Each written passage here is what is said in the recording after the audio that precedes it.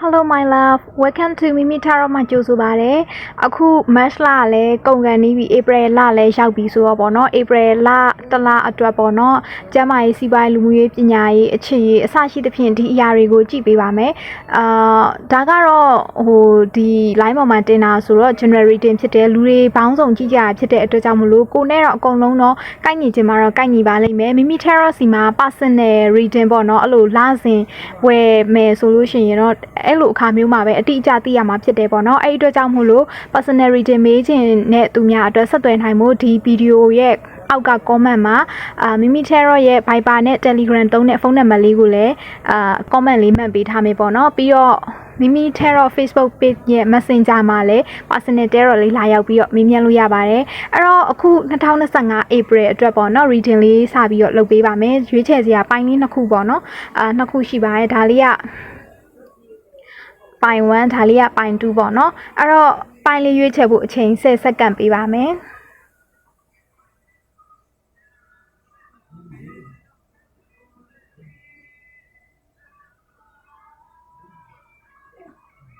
ဟုတ်ပါပြီဒါဆိုရင်ရွေးချယ်ဖို့အချိန်လေးရပြီလို့တော့ထင်ပါတယ်ပေါ့နော်မမင်းတော့ဗီဒီယိုလေးပိတ်ပြီးတော့ပိုင်းလေးကိုပြန်ပြီးရွှေ့ပေးပါဒီပိုင်းလေးကနေစကြတာပေါ့နော်အခု2025 April လအတွက်ပေါ့နော်ကျန်းမာရေးစီးပွားရေးပညာရေးလူမှုရေးအခြေရေးအစရှိတဲ့အရာတွေကိုဒီပိုင်း1လေးတွေအတွက်ကြည့်ပေးတော့မှာဖြစ်ပါတယ်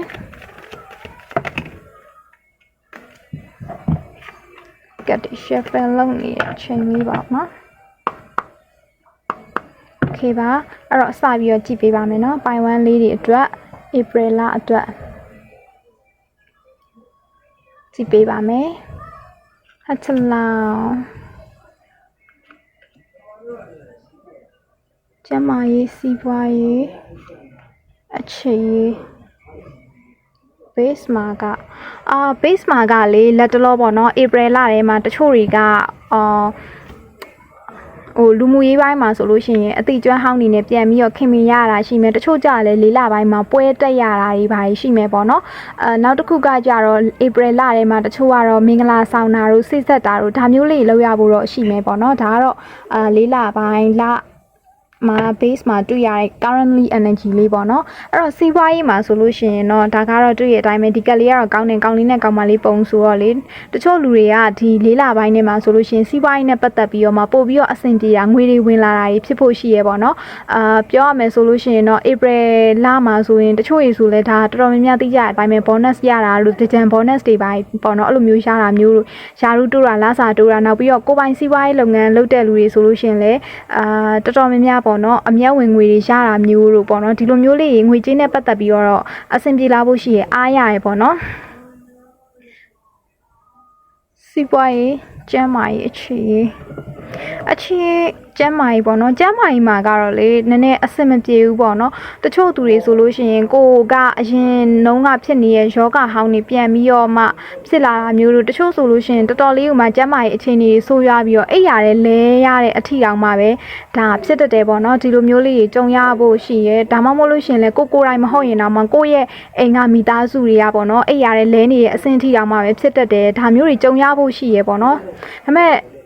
လူအများစုကတော့ဒီဟာကိုကြည့်နေတဲ့သူတွေမှာ90%ကတော့လေတော်တော်လေးအခြေအနေဆိုးရွားနိုင်ခြေရှိရပေါ့နော်တချို့90%သောသူတွေကတော့ဒီအခြေအနေကိုကြော့ဖြတ်ပြီးတော့လူကောင်းပကတိပြန်ကောင်းလာဖို့တော့ရှိရဆိုတဲ့ဟာမျိုးတော့မြင်ရတယ်ဒါကိုယ်တိုင်တော့၎င်းဒါမှမဟုတ်လို့ရှိရင်ကိုယ့်အိမ်ရမိသားစုဝင်တော့၎င်းပေါ့နော်ကျမကြီးနဲ့ပတ်သက်ပြီးဒါမျိုးကြီးဖြစ်ဖို့ရှိရနောက်ပြီးတော့လေကျမကြီးကဥကောင်းပိုင်းနဲ့6လောက်ပိုင်းကိုသတိထားပေးပါပေါ့နော်အထူးသဖြင့်ဒီ April လထဲမှာဆိုလို့ရှိရင်အဲ့ရတဲ့တချို့လဲမနေမဲ့သူတွေဆိုလို့ရှိရင်တော့ဒီဥကောင်းပိုင်းနဲ့6လောက်ပိုင်းနေမှာတော့တစ်ချက်ပေါ့နော်ကိုယ့်အတွက်သတိထားရမယ်ဆိုတဲ့ဟာမျိုးလေးကိုတွေ့ရပါတယ်နောက်ပြီးတော့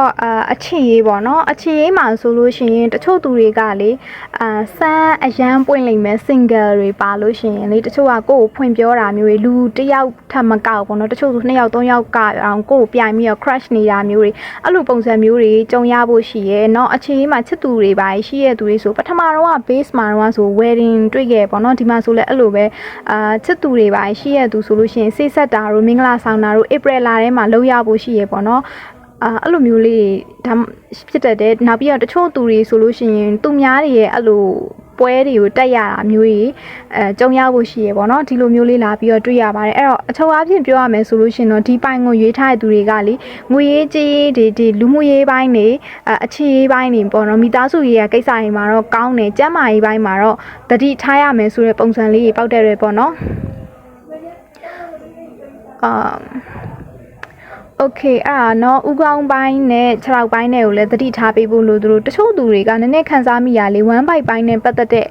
ဝေဒနာပေါ့နော် main ကလေးအထူးသဖြင့်တော့ပို့ပြီးတော့ဖြစ်လိမ့်မယ်ပေါ့နော်ဒါလေးလည်းတစ်ချက်သတိထားပေးနောက်တချို့အိမ်သားတွေပါဆိုရင်အဲ့လိုအိပ်ရတယ်လဲတဲ့အထီတောင်မှအဆင်မပြေရပါဘူးတောင်မှကိုအဲ့လိုမျိုးနာတာရှည်ဖြစ်သွားလို့ပြုစုပေးရတာမျိုးကြီးဖြစ်တတ်တယ်တချို့ကြလည်းအဲ့လိုဝေဒနာခံစားနေရတဲ့သူတွေကနေပြီးတော့လူကောင်းပကတိပြန်ကောင်းသွားတာမျိုးတွေလည်းကြုံရတတ်တယ်ပေါ့နော်ကျမကြီးတော့တစ်ချက်အထူးဂရုစိုက်ပေးပါကြံတဲ့အရာတွေအကုန်လုံးကတော့ကောင်းနေရပေါ့နော်ဒါလေးကိုတော့လာပြီးတော့မြင်ရပါတယ်အဲ့တော့ဒီ April လထဲမှာတချို့သူတွေအတွက်ပေါ့နော်နံပါတ်5နဲ့နံပါတ်8နဲ့sorry နံပါတ်73နဲ့ကတော်တော်လေးထူးခြားရပေါ့နော်ဥပမာ73ရက်နေ့ April လ73ရက်နေ့မှာမွေးတဲ့သူတို့9ရက်နေ့မှာမွေးတဲ့သူတို့နောက်ပါရှိမလဲဆိုတော့โอเค73ဆိုတော့4ပေါ့နော်တချို့ကြလည်း4ရက်နေ့မှာမွေးတဲ့သူတို့23ရက်တို့14ရက်တို့အစရှိသဖြင့်ပေါ့နော်ကဏ္ဍနှလုံးပေါင်းခြင်းsorry 73ကဏ္ဍနှလုံးပေါင်းခြင်း9ရယ်73ရယ်နောက်ပြီးတော့4ကဏ္ဍသမားတွေနည်းနည်းတော့ပို့ပြီးဂရုစိုက်ပေးပေါ့နော်အဲ့ဒီလူတွေအတွက်ကတော့နည်းနည်းပို့ပြီးတော့ထူးခြားမှုရှိရယ်ဆိုတဲ့ဟာလေးကိုလာပြီးတော့တွေ့ရတယ်ပေါ့နော်ဒါကတော့ဒီပိုင်1လေးပေါ့နော်သူတို့အတွက်ကြည့်ပေးထားဖြစ်ပါတယ်ပိုင်2လေးတွေစီကိုတွားလိုက်ကြရအောင်နော်ကဲပိုင်2လေးတွေမင်္ဂလာပါကလေး share လုပ်ပြီးရင်ပြောကြရမယ်နော်အဲ့တော့ April လကတော့တော်တော်များများရုံးနေပါပြီပိတ်ကြတာဖြစ်တဲ့အတွက်ကြောင့်မလို့တချို့အလုပ်တွေဆိုလို့ရှင်တော့ April လထဲမှာတော့နားရမယ်ပေါ့နော်တပတ်ကြော်တချို့ဆို2ပတ်လောက်တော့နားရမယ်ထင်တယ်နားခွင့်ရတော့လေတေချာလေး ACC နားကြပါတော့တချို့ကြလည်းတရားစခန်းဝင်လာရတော့ရှိကြမယ် AC နားခွင့်ရတော့လေနားထားဖို့ပြီးရင်တစ်နှစ်ပတ်လုံးကတော့သူ့လောက်ရုံပိတ်ရများမရှိတော့အလုပ်ပြန်လုပ်ကြမှာပေါ့နော်တချို့သူတွေကြလည်းတကြံတွင်းတော်မှာမပိတ်တာမျိုးလေးရှိရဲပေါ့โอเคပါအဲ့တော့ကလေး share ပြီးရင် region လေးစကြမယ်နော်ဒါကတ်တွေ share နေအောင်ဒီတိုင်းကြည့်နေပြင်းပါဆိုစကားပြောပေးရပါတော့ကဲပိုင်2လေးတွေအတွက်လာမယ်နော်စီးပွားရေးကျန်းမာရေးအခြေရေးโอเคนะคะထိုင်းလို့ပြောอ่ะနည်းနည်းအကျင့်ပါပါဒါပေမဲ့တင်နေတော့မှဘာမှမသိသေးဘူးအော်ဒီလောလောဆယ် base မှာကြည့်ရတဲ့လောက်ဆိုလို့ရှိရင်ပေါ့နော်အခြေရေးနဲ့ပတ်သက်ပြီးတော့တချို့ကကြတော့လဲအချစ်ခံရဖို့ရှိရတချို့ကြတော့လဲအချစ်ခံရပြီးတော့အဆင်ပြေပေမဲ့တချို့သူတွေကြတော့လဲဒီဆက်ဆံရေးကိုငါကအဆင်မပြေရောလို့ရှေ့ဆက်သွားရင်ကောင်းမလားလမ်းခွဲရင်ကောင်းမလားလို့ဆိုပြီးစဉ်းစားနေတဲ့သူလေးရှိရဲပေါ့နော်တချို့ကြလဲကျမ်းမာရေးအရာမှာဆိုလို့ရှိရင်ဒီ April လထဲမှာလက်တလောမှာဘိုက်အောက်နေတာမျိုးတွေပါအဲ့လိုဖြစ်တတ်တယ်ပေါ့နော်လေထိုးလေအောက်နေပါကြုံရတတ်တယ်ဒါလေးတစ်ချက်သတိထားပေးပါဒါကတော့ currently energy လေးကိုဖတ်မိတာမျိုးပေါ့နော်number 4 strong ဖြစ်တယ်เนาะဒီမှာဆိုလို့ရှင်လည်းကြည့်4 dot water ဒီမှာ number 4ပါတယ်ဒီမှာဆို balance မှာလည်း14ဆိုပြီးတော့လေ number 4ပါတဲ့လူတွေတစ်ချက်ပေါ့နော်တတိထားပေးပါနောက်ပြီးတော့ April လမှာမွေးတဲ့သူတွေကလည်းဖြစ်တတ်တယ်ပေါ့နော်โอเคအဲ့တော့စီးပွားရေးကိုအရင်ကြည့်ရမယ်ဆိုလို့ရှိရင်ဒီ April လထဲမှာစီးပွားရေးကပေါ့နော်ဒီရုံးဝင်နှန်းလောက်တာတွေထက်လေဒီပိုင်းကိုကြည့်ရတဲ့သူတွေဆိုလို့ရှိရင်အဆုဆက်လုပ်ငန်းလုပ်ဖို့စတင်နေတဲ့သူဒါမှမဟုတ်လို့ရှင်လက်ရှိမှာပေါ့နော်အဲ့လိုအဆုရှယ်ယာဝင်ပြီးလုပ်နေတဲ့သူတွေပါတယ်ဆိုလို့ရှင်ရင်တော့ဒီလူတွေကတော့ပို့ပြီးတော့မှအဆင်ပြေဖို့ရှိရပေါ့နော်အနာဂတ် plan တွေပါတယ်နှစ်ယောက်တိုင်ပင်ပြီးတော့မှအဲ့လို plan ဆွဲတာ business အတွက်ဘာတွေဘယ်လိုရှေ့ဆက်တိုးပြီးလုပ်ကြမလဲရှင်းနှီးမြှုပ်နှံကြမလဲဆိုတဲ့အရာလေးအကောင့်ထဲဖော့ဖြစ်သွားလိမ့်မယ်ပေါ့နော်ဒါကအဆင်ပြေသွားလိမ့်မယ်ပြီးတော့ဒါကလေဒီ April လတဲ့အတွက်ကြည်ရဆိုမယ်တချို့သူတွေအတွက်က long time အထိဖြစ်သွားနိုင်တယ်ပေါ့နော်ရေရှည်အတွက်တောင်မှအဆင်ပြေရမျိုးတွေဖြစ်သွားနိုင်တယ်တချို့ကြတော့လေဒီဝန်ထမ်းလုပ်နေရဆိုမဲ့ဒီ company မှာလေနည်းနည်းကိုအာနာတက်ရောက်တာမျိုးတို့ယာရုတဆင့်တိုးရတာမျိုးတို့ဒါမျိုးလေးတော့ကြုံရဖို့ရှိရပေါ့နော်ဒါကတော့ငွေကြေးအလုပ်ကိုင်းနဲ့ပတ်သက်ပြီးတော့ကြည်ရမြင်ရတဲ့လောက်ဆိုလို့ရှင်တချို့သူတွေဆိုရင်လေ ဒီပေါ့နော်ကိုပိုင်စီးပွားရေးပဲဖြစ်ဖြစ်ဝန်ထမ်းလုပ်နေရပဲဖြစ်ဖြစ်လုပ်နေနေမှာဟိုအနာဂတ်အတွက်ပေါ့နော်ရေရှည်စီးပွားရေးလုပ်ငန်းတစ်ခုလုပ်ဖို့အတွက်အုံမြင့်ချနိုင်တာတို့ plan တစ်ခုကိုစဉ်းစားနိုင်တာမျိုးတို့အကောင့်ထဲပေါ်သွားတာမျိုးတို့ဒါမျိုးတွေလှုပ်ဖြစ်သွားလိမ့်မယ်ပေါ့နော်စီမံခန့်ခွဲသွားနိုင်လိမ့်မယ်အစီအစဉ်တွေချသွားနိုင်လိမ့်မယ်ဆိုတဲ့ဟာလေးကိုလာပြီးတော့မြင်ရပါတယ်ကျမ်းမာရေးနဲ့ပတ်သက်ပြီးတော့ကတော့ဒါလေးကကောင်းတဲ့ major ကလေးကြာဖြစ်တဲ့အတွက်ကြောင့်မလို့အဆင်ပြေပေါ့နော်ကျမ်းမာရေးနဲ့ပတ်သက်ပြီးတော့တချို့လူတွေကကြတော့တော်တော်လေးကောင်းတယ်နှာစီးချောင်းဆိုတော့မှဖြစ်မနေဘူးပေါ့နော်အဆင်ပြေဒါပေမဲ့တချို့သူတွေကကြတော့လေကျမ်းမာရေးအတွက်ရေမြမြတောက်ဖို့လိုနေရဆိုတဲ့ဟာမျိုးကိုလာပြီးတော့ပြတယ်ရေမြမြတောက်ဖို့လိုတယ်နောက်ပြီးတော့ balance ဖြစ်အောင်လုပ်နေပေးဖို့လည်းပြရပေါ့နော်တဘာဝတရားကြီးနဲ့တချို့လူတွေကြတော့ဒီဟာကတော့ reading ကလူပေါင်းစုံကြည့်နေရဖြစ်တဲ့အတွက်ကြောင့်မို့ပေါ့နော်တချို့ကကြတော့ကျမိုင်းနဲ့ပတ်သက်ပြီး okay ရဲ့အဆင်ပြေ balance ဖြစ်နေရဆိုပေမဲ့တချို့ကရင်မြများတောက်ဖို့လိုတယ်တချို့ကြတော့လည်းတဘာဝတရားကြီးနဲ့ထိတွေ့ဖို့လိုတယ်အတိအရွက်များများစားပေးတာတို့လေကောင်းတကယ်ပေါ့နော်တဘာဝကတိုက်ခတ်တဲ့လေကောင်းလေတန်တွေရှူရှိုက်ပေးတာမြက်ခင်းပြင်တွေပန်းချံတွေရှိရပေါ့နော်အဲ့လိုမျိုးတန်ရှင်းလက်ဆက်တဲ့လေးတွေရှိတဲ့နေရာကိုသွားတာမျိုးတွေဒီလိုမျိုးတွေလုပ်ပြီးတော့ကိုပြန်ပြီးတန့်စင်မှုလိုတယ်ပေါ့နော်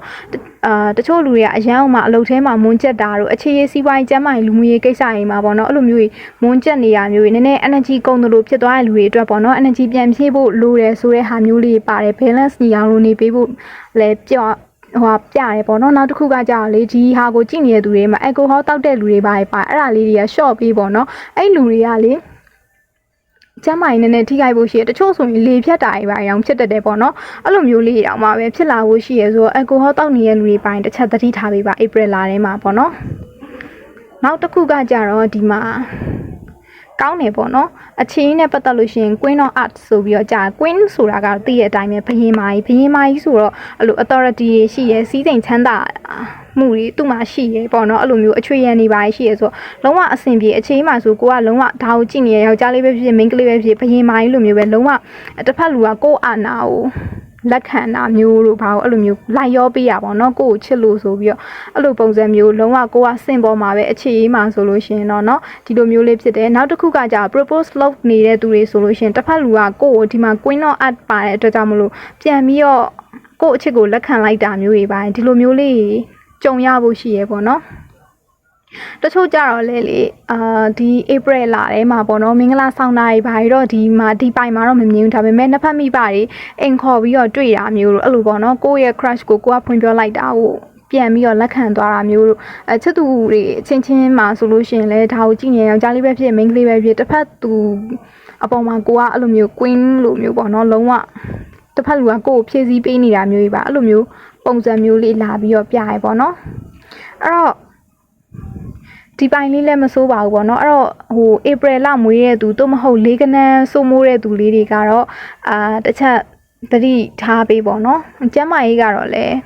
တိတ်တော့လဲစိုးတော့မစိုးအောင်ဆိုမဲ့ခုနပြောတဲ့လေးဖြတ်တာတွေပိုင်းဆိုတော့နည်းနည်းတော့လဲဂယူတော့စိုက်ပေးပေါ့နော်ပိုင်ဝမ်းလောက်တော့တိတ်တော့စိုးရင်စရာမရှိဘူးလို့တော့ထင်ရတာပဲဒါမဲ့ဘာဖြစ်ဖြစ်ပါလူတိုင်းကတော့ကျမ်းမာရေးကိုဂယူစိုက်ပေးပေါ့နော်ကျမ်းမာရေးကနံပါတ်1ပဲကိုကျမ်းမာရေးကောင်းမှနေထိုင်မကောင်းဖြစ်နေလို့ရှိရင်စိတ်ကူးတာမဲ့စရိတ်တွေလည်းရော့ကြမယ်ကိုကျမ်းမာရေးကောင်းမှအလုပ်တွေလည်းကောင်းကောင်းလုပ်နိုင်ပြီးတော့တခြားဘယ်လိုပြောမလဲအဲ့လိုစီးပွားရေးတွေလူမှုရေးအခြေအနေတွေကိုက management လုပ်နိုင်တာပေါ့နော်အဲ့အရာတွေကိုကိုကစီမံခန့်ခွဲနိုင်မှာရှေ့ဆက်ပြီးလုပ်ဆရာရှိတာလုပ်နိုင်မှာဖြစ်တဲ့အတွက်ကြောင့်မလို့ပေါ့နော်ကျမ်းမာရေးကတော့နံပါတ်1ဦးစားပေးအနေနဲ့ကိုလည်းဂရုစိုက်ပေးပါကိုမိသားစုတွေလည်းဂရုစိုက်ပေးပါပေါ့နော်ဒါလေးကိုမှာချင်ပါတယ်အားလုံးပဲဒီ April လမှာပေါ့နော်မြန်မာနှစ်သစ်ကူးလေးမှာ Happy New Year ဖြစ်ပါစေလို့ဆုတောင်းပေးပါတယ်နောက်လာမယ့် reading တွေမှာလည်းမိမိ tarot နဲ့ပြန်ပြီးတော့တွေ့ဆုံကြပါအောင်မယ်နော်အားလုံးပဲ see you soon